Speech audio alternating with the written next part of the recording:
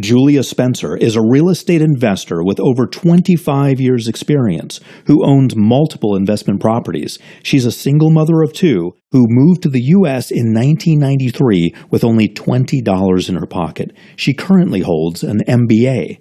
Julia Spencer is neither a realtor nor an attorney, and the contents of this recording are only her opinions. Get her free guide to investing at juliamspencer.com. I'm your host, Dr. Steve G. Jones, multimillionaire and hypnotherapist. My website is stevegjones.com.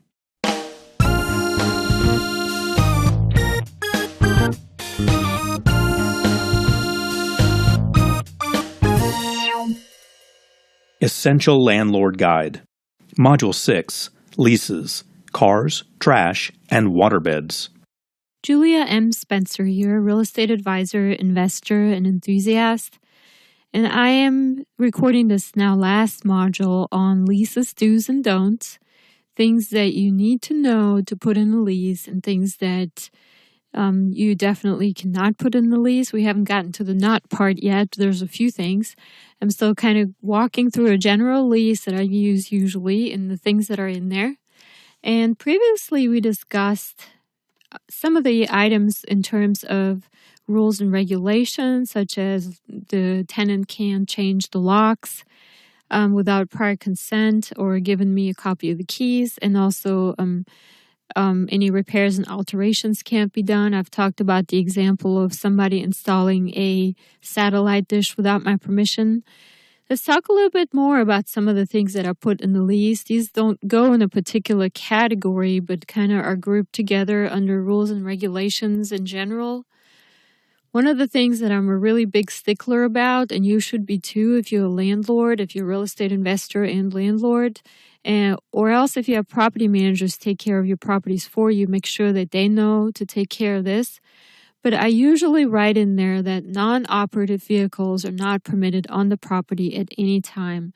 And I'm talking this from very extreme deep knowledge that there's a lot of tenants out there that kind of use your property or your driveway, your garage, whatever, as a project ground, basically, where they park numerous amounts of non-operative cars in various stages of upkeep or repair or project status or whatever.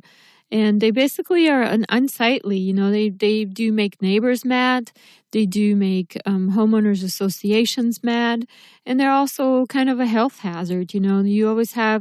There's always a possibility of children walking by your properties and starting to play around and get hurt maybe by some exposed wires or any kind of iron or any other thing. So I always tell tenants, look, you have to tell me how many cars you have, how many cars are you bringing to the property.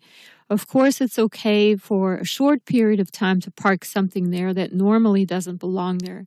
But for long periods of time, broken cars should not be parked in the driveway or on the premises anywhere.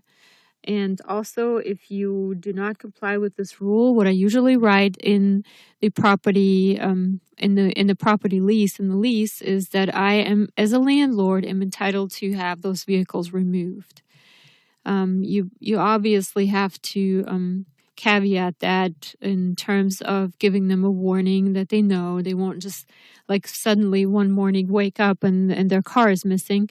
But you basically tell them that you're not okay with them parking all kinds of vehicles in your front yard or in the driveway. And as you know me, and as you've listened to a lot of my podcasts and my recordings, let me give you an example. I love my little examples, and these are not examples, by the way, that I find on the internet or ask people about. These are real things that actually have happened to me, and these are the things that I'm drawing all my knowledge from and that I want to teach you. But I basically had one time a tenant who, for some reason, had a... For your free guide to real estate investing, visit juliamspencer.com.